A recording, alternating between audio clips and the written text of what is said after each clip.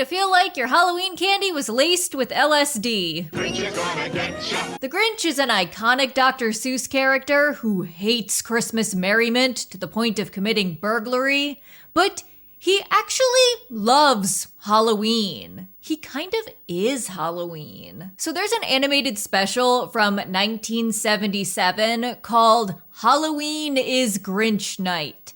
It's not based on a Dr. Seuss book, although perhaps surprisingly, the teleplay and song lyrics were written by Dr. Seuss, his finest work. One interesting thing is that the special never actually mentions Halloween, so even though it aired on October 29th, 1977, and the original title was Halloween is Grinch Night, they later changed the title to just It's Grinch Night, so you can find it under both names. This special is presumably a prequel to the Christmas movie, except that it's a weird escalation of Grinch canon, and it is deeply unsettling in ways that go far beyond the original story. The cartoon starts with autumn in the small town of Whoville.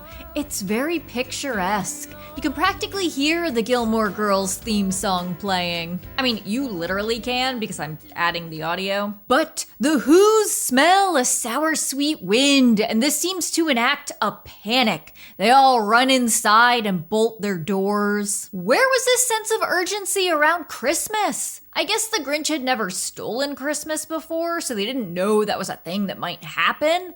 But still, if you have this nefarious creature lurking in your hills, you think the townsfolk would take some precautions. How the Grinch Stole Christmas would have ended very differently if just one of those Who's had an alarm and a machete. They say sour sweet wind like 1,000 times in this. If you want to watch it and turn it into a drinking game, that is your trigger phrase. The sour sweet wind, sour sweet wind, sour sweet wind, sour sweet wind. They have a little song about how scary it is to go outside when the sour sweet wind blows. I wouldn't go out on a night like this for $1.50. I'll give you $2 to go outside. I wouldn't go out on a night like this for $2.50. I'll give you $3 to go outside. For $6.60. You drive a hard bargain, friend. $10 final offer. So the wind wakes up all the weird grumpy little Seuss animals, including the Grinch. It's a wonderful night for eyebrows.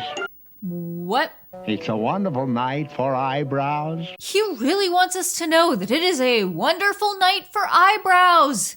He said it twice. I feel like this Grinch is also drawn cuter than the 1966 animation. Oh, I wouldn't stay home on a night like this for $60.60. I'm not paying you to stay inside, but it is good to know how much cash I would need to have on hand to barter for my life if the Grinch broke into my home. Max, go bring the paraphernalia wagon.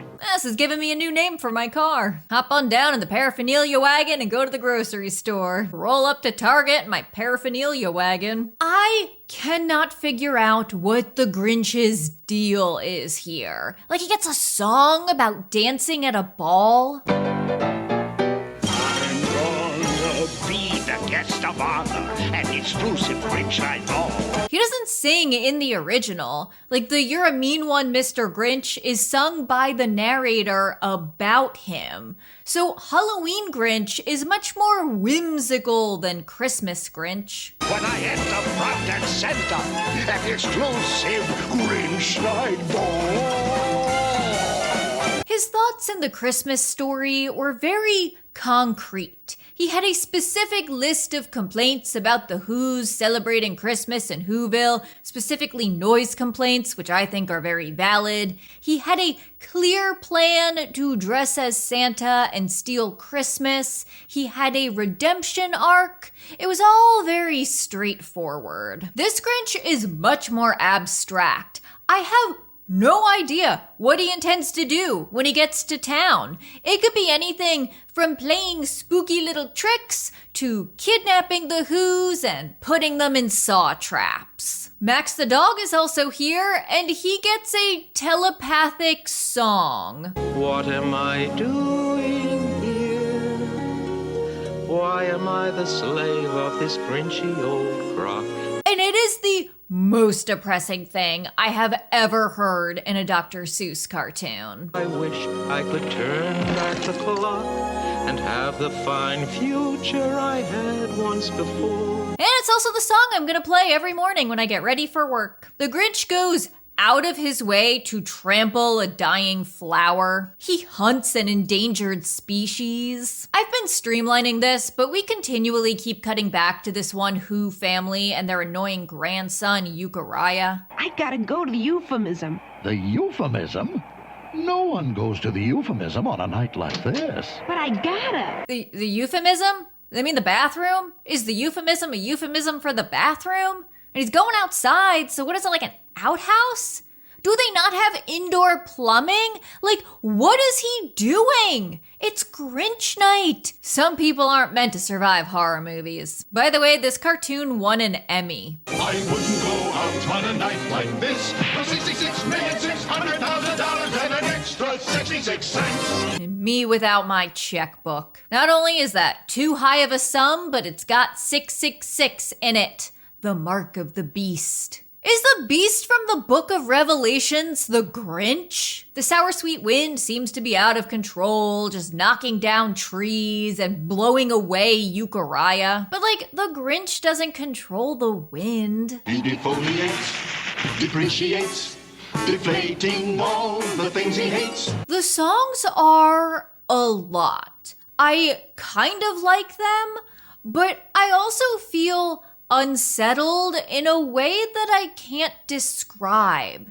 It just all feels wrong somehow. Lost forever in the darkness. Euchariah ends up walking right up to the Grinch, not seeing or hearing him, despite the fact that the Grinch is standing atop his paraphernalia wagon, monologuing. The movie explains astigmatism. I have a slight astigmatism, an optical condition in which parallel rays of light from an external source converge or diverge unequally in different meridians. The Grinch's eyebrows get their own moment. I mean, it is a good night for eyebrows. We're more than halfway through this thing, and the Grinch hasn't even reached the town yet. I have no idea what he's planning to do. But Euchariah decides to stall the Grinch and save Whoville. Will you please scare me some more, sir? I sort of like it. Look, kid, I gave you the $2 treatment. You're not worth a first-class grinching. What's a first-class Grinching? Is it like a regular Grinching, but you get more legroom, a bag of peanuts, and a free alcoholic drink? Or is it like a sex thing? Euchariah's glasses are a recurring theme, and it is important to me that you know that. Quit fuddling with your glasses. Put those glasses on and get up here. So we finally get to see what's in the paraphernalia wagon. And if you didn't feel like you dropped acid before this point, you definitely will now.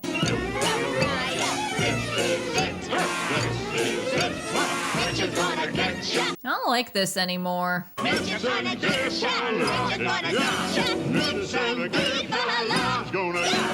feel like Salvador Dali would look at this and be like, hey man, that's a little too weird. I think you should tone it down. And you can't turn your face without meeting some member of the unhuman race. Is this all in the wagon? Or did this come out of the wagon?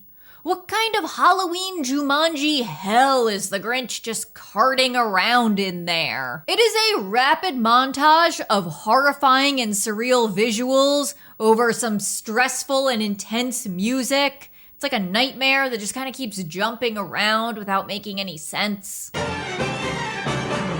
And it goes on for a while. But Euchariah survives, apparently mentally unscathed by his experience. And I totally thought this movie was going to do something smart. They keep making a thing out of Euchariah's glasses. Like at one point he takes them off and he tells the Grinch that he likes him better without them. I like you much better with my glasses off. And adults keep telling him that he needs to wear his glasses and face facts. This looks a lot better without my glasses. You put your glasses back on and face the facts, Euchariah. You put your glasses back on and face the facts. So I thought that when he went inside the wagon of miscellaneous terrors, he would take off his glasses. And then because he couldn't see the scary things, they wouldn't bother him.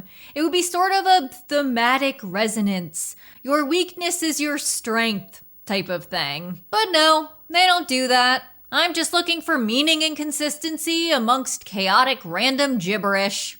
It's like life. However, Euchariah did succeed in stalling the Grinch until the sour sweet wind stopped blowing, which apparently just means the Grinch is gonna go home. So we're never gonna find out what he intended to do in that town. But with an ominous cackle, he promises that he'll be back someday. I'll be coming back someday. Like an evil Frosty the Snowman. And since this seems to be a prequel, we know this is true. He'll be back in like 2 months to rob all of their homes. The choice to make this a prequel seems obvious, because once the Grinch is redeemed at Christmas time, he's not going to be up to any more weird holiday antics. But that means that this Grinch can't learn any sort of lesson, he can't have any sort of arc. He's just still evil at the end. However, I would like to offer a horrifying alternative. You see, there is one element of this that does not line up with How the Grinch Stole Christmas. Because at the end of Grinch Night, Max the dog goes off to live with Euchariah and his family. But in How the Grinch Stole Christmas, Max is still with the Grinch. So what if this isn't a prequel, but a very depressing sequel? The Grinch has gone back to a life of evil, but now after his successful town-wide Christmas heist and his subsequent familiarity with the layout of everyone's houses, he's escalated his intentions. It would explain the sudden awareness the Whos seem to have of the Grinch and their focus on sealing and locking all of the available entrances into their homes. There's even a Who using a telescope-looking thing to track the Grinch's movements and report back to the other Whos in the form of a broadcast. In fact, these Whos seem to have more advanced technology than the Christmas Whos. That would suggest that this takes place further in the future than How the Grinch Stole Christmas. I guess the Grinch's heart grew 2 sizes too quickly, and that type of cardiac strain was unsustainable long term. So it ultimately burst, leaving the Grinch with no moral compass and the Whos with a soulless monster living in the mountains outside their town, just waiting to unleash nightmarish horrors on the whims of the sour sweet wind. By the way, Halloween is Grinch Night is available for free on YouTube, and the whole thing is only 25 minutes long, so you totally could have watched that instead of this. But then you wouldn't have gotten to see this hat. Is this horrifying? I can't tell. I won't know till later when I upload this footage. So there is a Grinch fact that just lives rent-free in my head at all times. You know the 2000 Grinch movie with Jim Carrey? Apparently, he had to undergo CIA torture and interrogation survival training just to be able to endure the lengthy process of putting on all of the Grinch prosthetics and makeup. When I did the Grinch, I was literally, the makeup was like being buried alive every day. Like, so he would not go insane. Came up with a brilliant idea, which was to hire a gentleman who is trained to teach CIA operatives how to endure torture. I would just say no. No, thank you. It's not worth it. Especially if, like, you watch the movie, like, it really wasn't worth that effort, Jim Carrey. Like, you could have just not. You could have just worn this hat.